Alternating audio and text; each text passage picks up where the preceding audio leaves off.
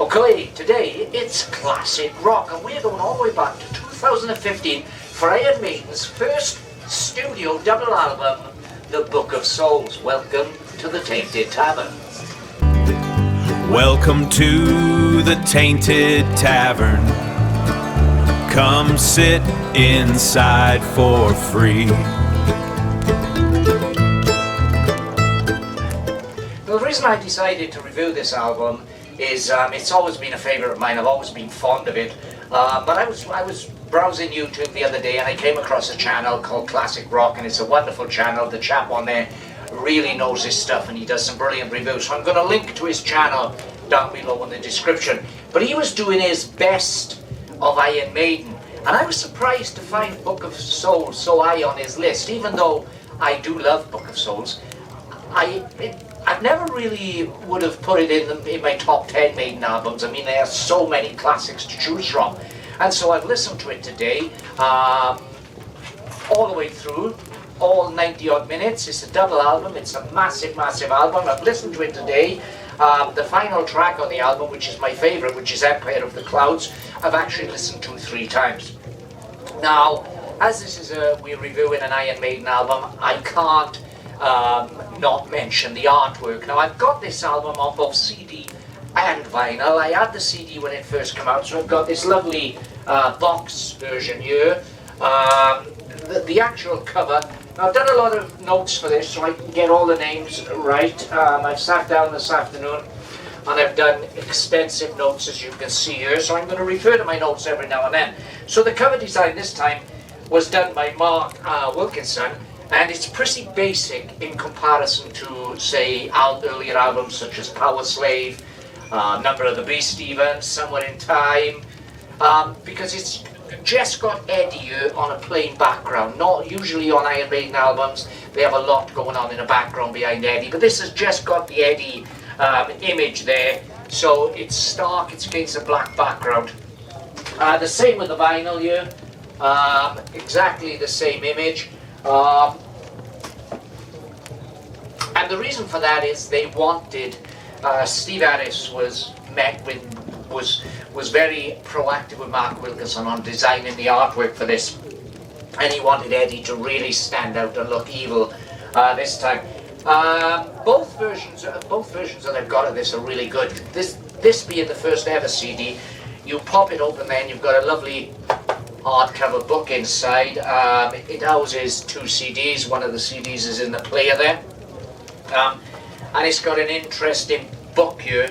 But I just wanted to compare the artwork, because with Iron Maiden the artwork is a big part of the album. They've always, right all the way back from the debut album, Iron Maiden, the artwork of Eddie on the front cover has, you know, it's been wonderful and it's been really inventive and really clever.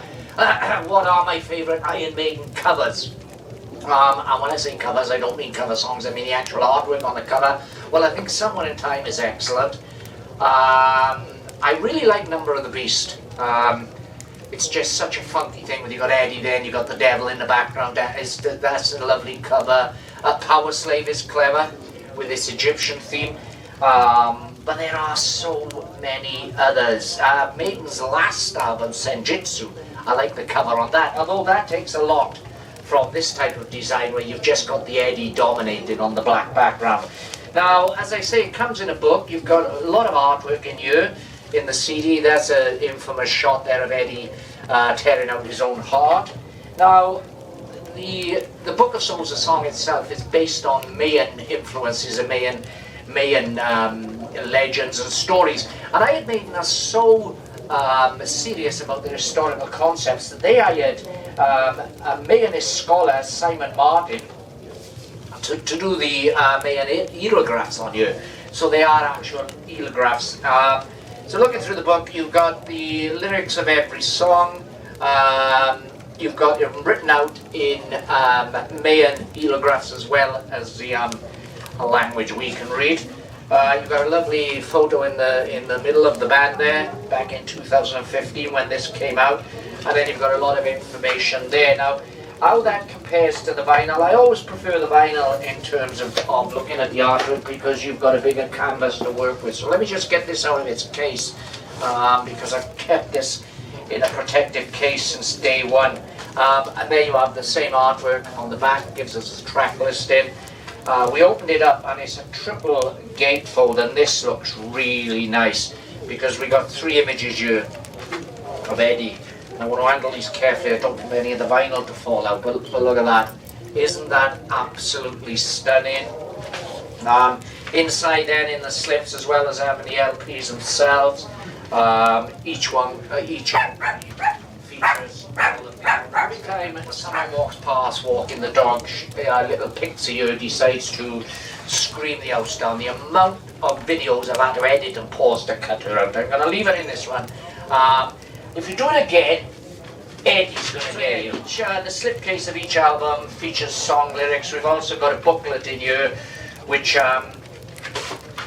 replicates the information on the CD. I'm just going to put this away now because I don't want it to get damaged. So I'm just 90 odd minute album, that's a lot of album. That's a big album. It's Iron Maiden's first double album in terms of studio albums, of course, because they've had double live albums in the past. Because they've had double live albums, Live After Death, for instance. But in terms of studio albums, Book of Souls was their first double album. The album that followed this, Senjutsu, was also a double album. Now, as I say, I've made extensive notes, so we're going to go through this track by track. I can't say which version I prefer of this, whether it's the CD or the vinyl. Both are excellent. I've got a soft spot for vinyl because I was brought up on vinyl, so if I was given an ultimatum, I had to get rid of one of these sets, it would be the CD I'd get rid of, but this is still a fantastic CD. Okay, so we've got on here 11 songs over 92 minutes spread across the double album. The tracks are If Eternity Should Fail, Speed of Light, The Great Unknown, The Red and the Black, When the River Runs Deep, The Book of Souls, Death or Glory, Shadow of the Valley, Tears of a Clown, The Man of Sorrows, and the epic 19-minute track that ends this album, Empire of the Clouds. Empire of the Clouds, I'm going to talk about that one first because it's unlike anything Maiden has done before. It starts off, let me tell you first all the backstory of this. This is a musical history lesson about the airship R101, the infamous crash, written of course by Bruce Dickinson, who has something of an obsession with aviation history. I mean, he's a pilot himself, and he's written many Maiden songs in the past to do with aviation. Probably Ace's Eye, the most famous. But this song, it starts off with a very subdued piano, almost a plaintive piano, played by Dickinson, which is another first for Iron Maiden albums. And then it's an orchestral strings join in, and I've made notes exactly, so it becomes something of a mini symphony disguised as a rock song. And it's around 4 minutes before any of the band members come in, and then all we get is the bass guitar, basically echoing that plaintive piano riff that Dickinson's playing. And it's 7 minutes 30 before the band goes in, and then the song becomes full-out metal mayhem. It's a fantastic track. Probably my favourite on the album, although it wasn't initially. Initially, I found it a bit plodding, mainly because it wasn't what I was used to from Iron Maiden. I mean, I love a lot of Iron Maiden's longer tracks. The previous longest track to this would have been Rime of the Ancient Mariner, and that's a favourite of mine. I absolutely love that song based on the Coleridge poem. But this is kind of, at first listen, to my ears, it seemed plodding. And it didn't seem like Iron Maiden. But after a few listens, it really grabbed me by the bollocks. It does pull you in. The rest of the album is pretty much the same as that. Track by track. Okay, first song, If Eternity Should Fail, which was written by Dickinson. It was originally intended for a solo album. But then when he started working with Iron Maiden again after Brave New World, incidentally, Brave New World came from, I did make a note here, from 2000, and this came from 2015. So there are 15 years between Brave New World and this, but both were recorded at Galloping Studios in Paris, both recorded at the same studios, and they both have something of the same vibe, because when Brave New World came out, that marked Dickinson's return to Iron Maiden after he left, and they got Bass Bailey in for a couple of records. Not the highest regarded Maiden records, although I sometimes think they're unfairly treated. Some of Blaze Bailey's work was really good with Maiden. But Bruce Dickinson came back, and also Maiden seemed to, rather than the driving rock of what they were known for, they still kept that. I mean, they still do that to this day, but they started to get slightly more progressive, to start experimenting with their song more, with their sound more. And this album is a natural successor to Brave New World. This too does stray into prog rock territory, but without becoming boring, because that's the trouble with a lot of progressive rock. To my mind, I find it's boring and pretentious. This is not that. So that's the first song, If Eternity Should Fail. The themes, it's very dark themes. We're introduced to a character called Dr. Necropolis. Take from that what you will. I'm just going to have a sip of my whiskey here, Belvini, a 14-year-old, pretty decent malt. Then we're into the second track, which is Speed of Light, which was actually the lead single for this album. It's a classic Maiden-style galloping romp. This was written by Smith and Dickinson. The third track, The Great Unknown, which was written by Smith and Harris, is a mid-paced rocker. And Dickinson's vocals in this remind me of When the Wind Blows from the Final Frontier album. Another fantastic album, Final Frontier. That's another album that some Maiden fans tend to dismiss. I love the Final Frontier, and I'm definitely going to review that on the jukebox section of this channel soon, because we're going to cover a lot of classic rock, baby. Okay, I need a vape. Drop to The Great Unknown, we got The Red and the Black, which was written by Steve Harris. And this is a 13-minute epic, so it's another epic long track. It doesn't stretch to the length of Empire of the Clouds, of course.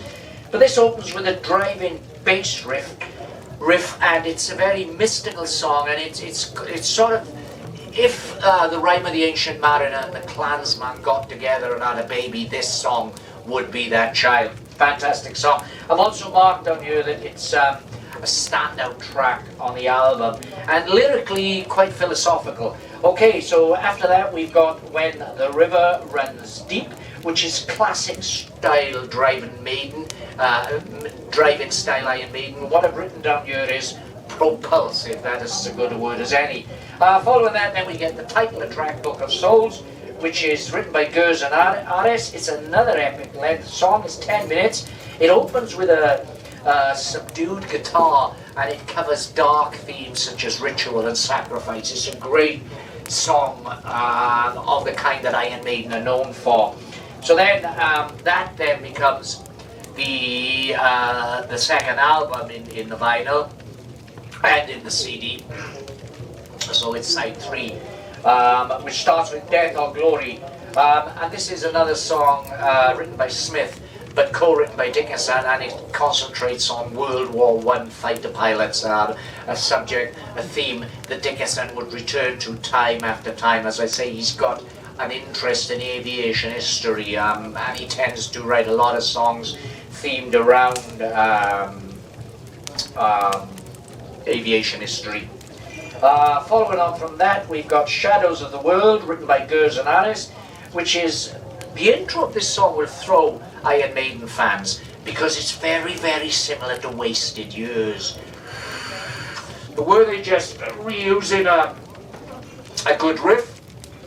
Or is this song, can this song stand on its own? But it does start off very much like Wasted Years, but then once it starts going forward and Dickinson's vocals come in and the band start it in full stride, it does become its own thing. Okay, following that we've got Shadows of the World. Sorry, that was what we said. So following that we've got Tears of a Clown. And this, to me, is a particular standout track on here. It was written by Smith and Harris, and it's a tribute to Robbie Williams, the comedian, Mrs. Doubtfire and all that type of stuff, who died in 2014. And it's basically a song that asks, why is it that those that provide the greatest laughter are often hiding great tragedy and great sadness within themselves? It's something of a theme that stretches right through comedy. I mean, one of my favourite comedians ever is Tony Hancock, and he was a perfect example of this. He famously took his own life in Australia when he was at the height, really, of his powers. He was, to the world, to his audience, he was a lovable, comedic, funny man who provided nothing but happiness, but deep down he was a sad man. And this song, even though the influence for this song was the Robin Williams stories, this could very much apply to artists like Tony Hancock as well. I love Tears of a Clown. After that is Man of Sorrows, written by Murray and Harrison, which is a very bluesy song, and the lyrics on this are all about loneliness and alienation. And I've written down one of the lyrics here, like a man without a home. Okay, so as I said, this was recorded at the Glimmer Hell Studios in Paris. I covered that. It was the first ever double studio album by Iron Maiden. I've also covered that. But the sound of it, it's got a lived-in, a live rather, studio vibe. So it's recorded, it's a studio album, but it's got a vibe that has been recorded without outtakes and without overdubs, and it does sound like it's a live band performance. It was, of course, produced by Kevin Shirley, but Steve Harris was very much a co-producer, and knowing Steve Harris from past work, I think Steve Harris might have took a lot of control in the producing, because he's not the type of artist to stand back and hand everything over to a producer, and more power to him for that.